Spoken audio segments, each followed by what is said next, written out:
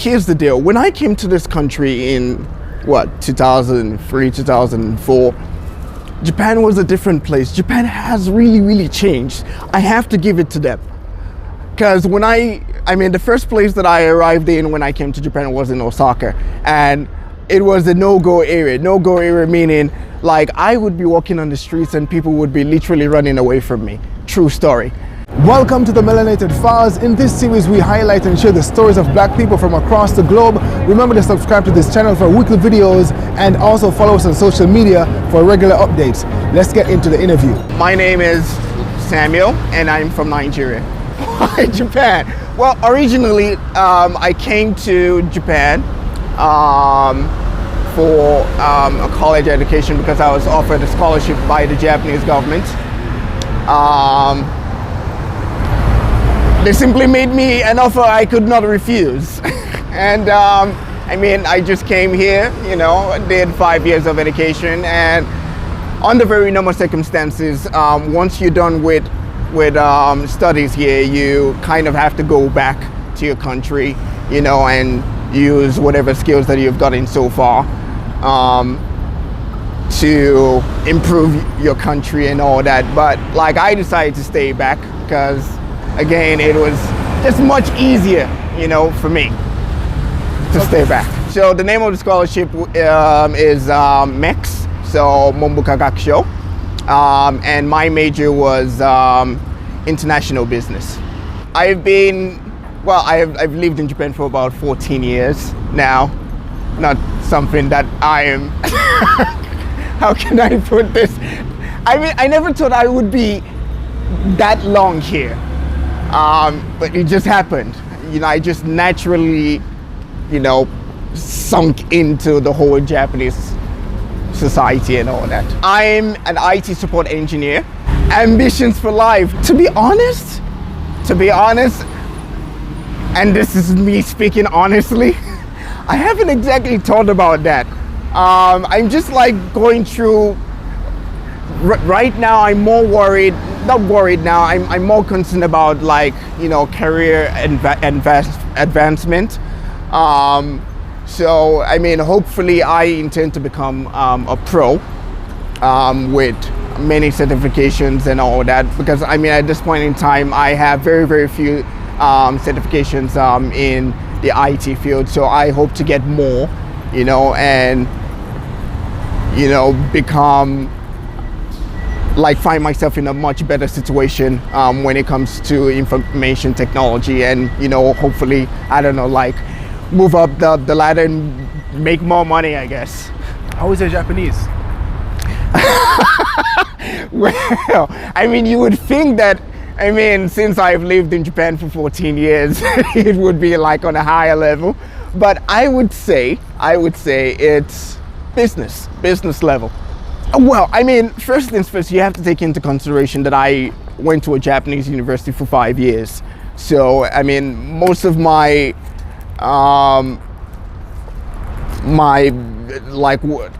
language that I used to study back in university was Japanese, so I had no access to English education whatsoever. So I don't know, I guess when you've been in a country for a very long time, it becomes part of you. You don't really have to think too much. It's hey, it's Japanese, it's just like English, I guess. So I kind of learned Japanese while at university, pretty much. Japan is safe. Japan is one of the safest countries I've ever lived in, and I've lived in a lot of countries. And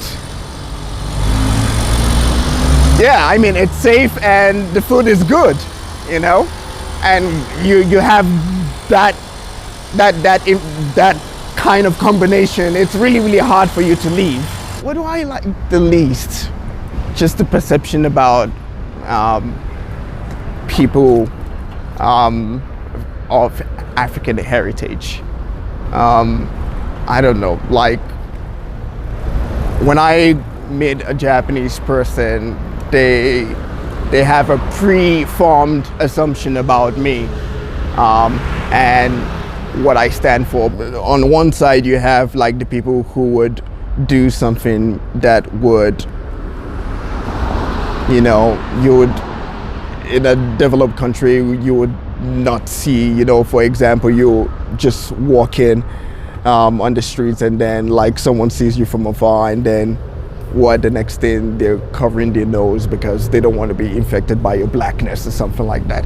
I mean, there is that, you know. And then you have a situation where you're on the train, there's an empty seat close to you, but you know, they don't want to sit close to you because, I don't know, there's that. And then of course you have them asking you like really crazy questions, like if you have air conditioners in your country.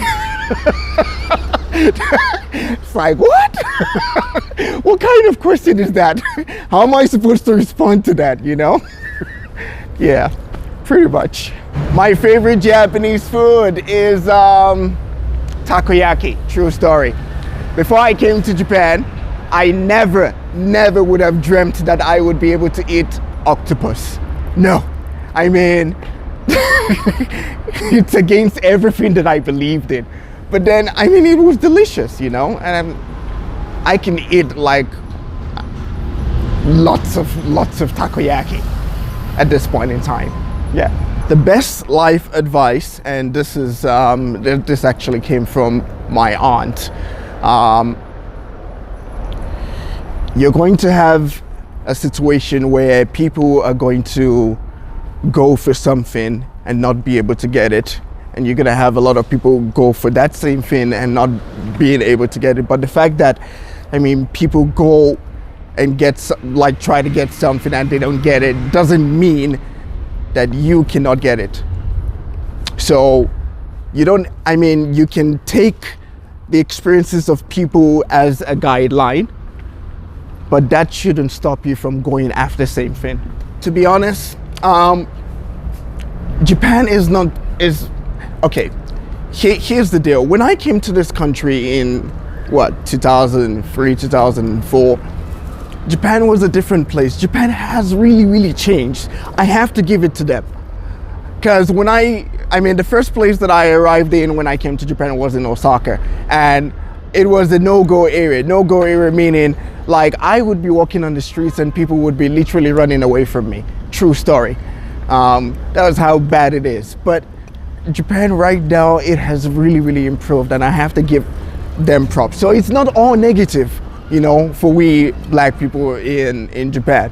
However, you're gonna have some really occasional incidents, like my most recent, when I walked into a convenience store. I was all dressed up in a suit and all that, and I had my jacket, you know, and I was being followed by the store clerk. Really? Yeah, I was like, what? Why are you following me? And then he didn't say anything. But I just picked up whatever I wanted to buy and went over to the cashier, you know, and paid for it, you know, just like any other normal human being would do. But the fact that he was following me around was like really weird because, well, I mean, to be fair to him, it's my first time over at that convenience store. So maybe he's just trying to protect his product. But I mean, I wonder what would have happened. I mean, what could have happened? I mean, was there some black guy walking into that convenience store and stealing stuff? I mean, there must be some kind of backstory, or maybe, I don't know. It was just really weird for me. I think it's a mixed bag, actually, depending on who you meet, depending on who you talk to. You're gonna have some Japanese people who have been outside of the country, so they're kind of open to a certain extent, not 100%. And then you're gonna have the people basically that don't want to have anything to do with you because they think that you're trouble and all that, you know. And for me, I kind of learned to deal and live with all, you know, the challenges that Japan has, you know, and I've tried to make it work for me, you know. I mean, if I haven't tried, then I probably wouldn't be in the position that I am right now. There are very, very few black people, especially where I work, that have the kind of access that I have. But at least we're making headway, and that's improvement for me, no matter how little it is. To be honest, long story short, Japan is not all that bad. Yes, it does have its challenges, just like any other country, except, say for the US now, it's kind of direct. Japan gives it to you indirectly. I'm not really sure which is bad. Give it to me directly or give it to me indirectly. The funniest thing. The funniest thing. To be honest, I'm kind of the serious type. So I take things very, very seriously. But to talk about like the funny parts, I would say the kind of questions that I've gotten, really ridiculous questions, by the way. For example? Do we have beds? Do I live, when I go back to Nigeria, do I live on the tree? Let's see. Do we have clean water? A lot of ridiculous questions, you just hear those questions, then your reaction to that is like, what? If I could change one thing about the world. I wish people would have access to healthcare, and I could eliminate hunger in the world, because there's still a lot of countries that have food shortages and all that. So if I could change one thing, I would try to eliminate hunger in the world. Who is one person, dead or alive, that you'd like to have dinner with, and why? Oh my God, I saw this question coming. Wow. I would say, well, they're actually two. The two, but I'm just gonna mention the main one, and that would be Nelson Mandela. The reason is before he became president of South Africa, he went through a lot. And for that kind of person to go through a lot and still become the president of South Africa, I think that's a very, very huge achievement. Under very normal circumstances, if you go through what he went through, you would simply just give up on humanity altogether. You wouldn't want to be associated with, humanity. You just okay, you guys just stay on your own lane. But he didn't do that. He kept pushing on, and he just wanted to do a good job. And seriously, I would do anything to have dinner with him. What's your proudest accomplishment? I survived 5 years of Japanese education. That was brutal. So brutal, What it was? Well, because first things first, again, I didn't know any Japanese when I came to Japan. So I was really, really struggling. I was struggling badly. I had to I had to retake a lot of exams and all that, because I just couldn't get the gist of what was going on in class, But I graduated from a Japanese university, so yes! See a human being for who they are.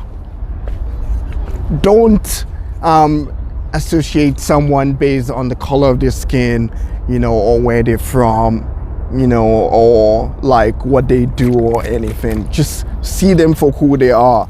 This is this individual, this is this individual, this is this individual. They're human beings just like you. My earliest memory is the time that, the whole family, every single one of us were together. And that was a very long time ago. I would say the last time that my family, like each and every one of us were together was back in 2015, because my dad is late now. So but then that was a very, I would cherish that time for the rest of my life, because everyone was in the living room, we're just talking, and we're just talking about our experiences, and all that. And I mean, my dad usually doesn't he doesn't really talk. He's usually like on the quiet side. And then everyone was done talking, and then my dad would just say some random stuff, and everyone would be quiet for I don't know, 2 seconds, he actually talked. So we're just waiting for him to just break our brains with 1 or 2 lines like that, and then we'll be quiet. It's like, okay, so where were we? But yeah, that's that year I would never ever forget. Favorite place in Japan, I would say Hiroshima. Reason being that there's so much culture over there that you need to see, and each time I go to Hiroshima, I always end up coming back crying, because of the amount of history it has, especially with the bomb site, and that always brings tears to my eyes. So yeah, Hiroshima, you should try it. I mean, you should go there. And also you have Hiroshima takoyaki, so there's that. What's dating like in Japan? Oh God.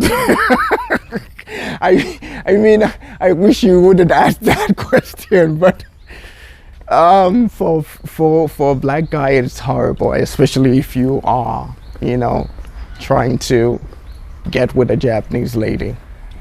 Because again, I mean, it goes back to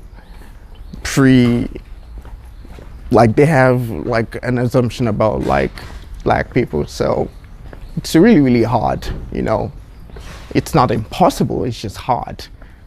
And it requires a lot of work.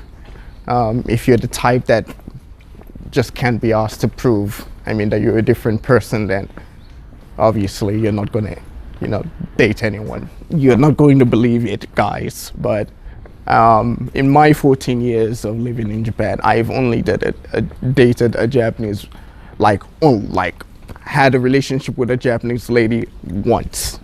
But for the most part, I've always stuck to the foreign side, and that has been successful so far, because we understand each other, everyone is open, Again, they speak the language that I speak, which is English, so there's nothing that is lost in translation, with regards to the Japanese language and all that. So.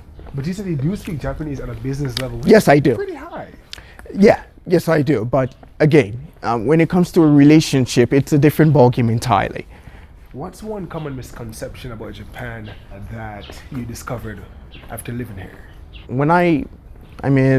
Before coming over to Japan, I was under the impression that Japanese people were very, very hardworking, and for the most part, yes, they are. But 9 years of working in corporate Japan has showed me different sides. You have the people who are actually doing the work, and then you have people who are actually pretending to do the work, and it's all for show, to be honest. Yeah, Japanese, not all Japanese are hardworking. That's what I'm trying to say. They're not we're gonna get the job done, blah, blah, blah. No, you have some other people. And again, it goes back to what I'm saying, or what I said about what I wanted the world to know. You don't judge people based on their race. You have to judge them based on the individual, that person. who is that person, not where does that person come from or what job does that person do, you know, like that. So when I graduated from university, I joined an IT company. I was a systems engineer. I did that for 2 years, and then after that I jumped into the educational industry. So I taught the English language for about 6-7 years thereabout. One with a dispatch company and then one with a board of education. And then I moved over to Tokyo very, very recently, by the way, like last year in April, where I was working in real estate. I did that for approximately 1 year, and then I went back to IT. Working in real estate in Japan is tough, very, very tough, because your main priority is to make sure that you please the customer. So your goal, your whole existence in the company is to bring in customers and make sure that the customer actually signs. And that's hard. That's very hard, because sometimes you are forced to do the impossible. You know, like customer says, oh, you know, I want like chandeliers from Italy or something like that. It's like, how am I gonna get that? You know, but you have to try, because again, you want the customer to stay, you know, and you want the customer to bring in more customers also. So there's that. But it's tough. It's really, really tough. So overall, how is working in corporate Japan as a black man? It's times 2 tough. It's twice the toughness, to be honest. Because again, you're under, well, this is my opinion. I feel that you're under like scrutinization to prove yourself, to prove that, you're actually worth the time, to prove that you belong there. But yeah, once you're able to get past that, then it's all right, really. Any advice for black people looking to visit here, live here, or work here? Okay.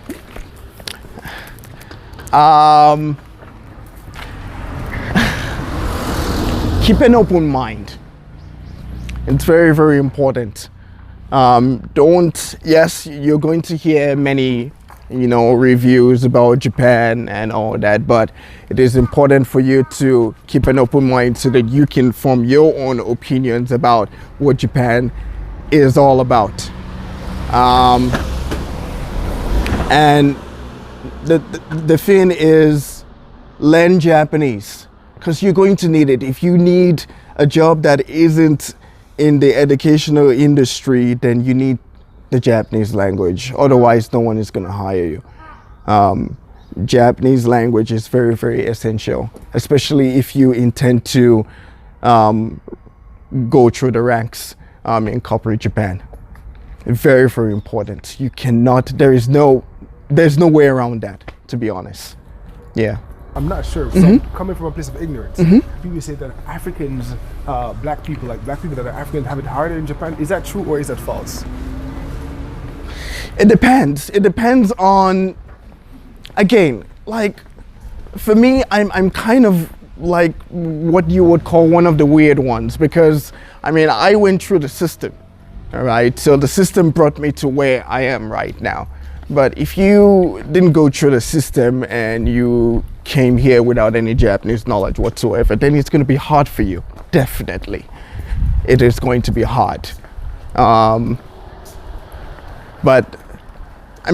let's put it this way. At first it's going to be hard, but then once you spend more time in the country, try to understand how they think, the culture, the language and all that, then it becomes easier to a certain extent.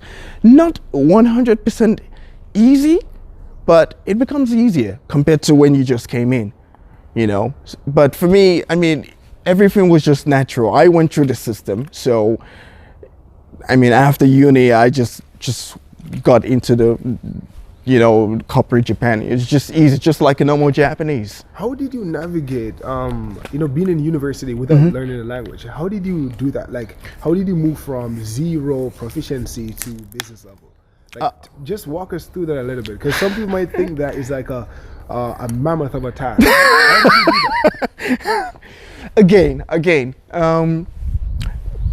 first things first, you kind of have to be determined, because with that kind of situation, anyone would give up, along the way. It's like, I'm not doing this, stay away from me. But for me, what happened to me was, I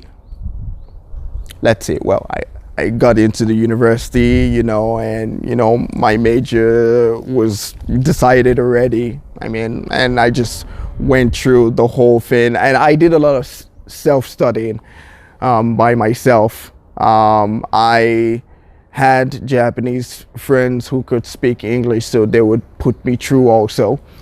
I also had a tutor to tutor me in the Japanese language, and still that wasn't enough, because in university you're not talking about normal Japanese language. You're dealing with special terms, that are very, very specific to that course. So to be honest, I'm going to be honest, I really don't know how I did it, because like I said, I had to retake a lot of exams, because I didn't understand what was going on, but somehow I guess it was my determination that kept me, because at that point I was like, look, you're in Japan here, you have this opportunity, you're not going to mess it up. You're going to do whatever needs to be done, and you're going to take advantage of this, and you're going to get the job done. And that's exactly what happened. I just was really determined, to learn the language. So you said earlier that the scholarship was the MEX scholarship? Yeah. So tell me, was being able to speak Japanese a part of the criteria or prerequisites to apply? Yeah, it was. But how did you get it then if you weren't able to speak it? Okay, I'll tell you what. I had a basic idea of hiragana and katakana, right? But I didn't know what they meant, we had to. Okay, here's what happened. For me to be accepted, I had to do an examination which involved English, mathematics, Japanese language, and general knowledge, pretty much.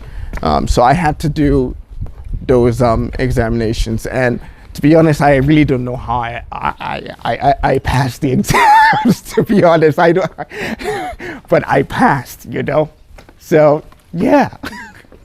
The speaking part, you weren't required to be able to speak the language. No, you were required, however, to be able to write to a certain extent at the very basic level, because they know that you don't know any Japanese. So yeah. Whatever situation that you are right now, it's not as bad as you think it is. I don't mean to compare whatsoever, but your situation right now, whether it's good or bad, it's not permanent. You're definitely. There are two ways it can go. You can either go up, you can go down. Whether or not you go up or you go down depends on the kind of effort that you put in. So keep doing what you're doing, and make sure that you are on the upside and not on the downside, because your success as a black person in Japan would open more doors for other people, because then you're going to create some kind of indirect awareness that, a black person can actually do this job. They're not going to have some kind of like pre-formed assumption about you or something like that. So just keep doing what you're doing and do the best to the best of your ability. 今までの経験はまあいいところ、良くないところもありました。ただし今の現状はほとんどいいところです。現在IT に関する仕事をやっているから多分私の国でナイジェリアで多分こういう仕事を多分やるチャンスがないかもしれません、ナイジェリアで。でも日本でその言葉言葉能力とスキルもある場合はもう何でも仕事ができるかもしれません。英語。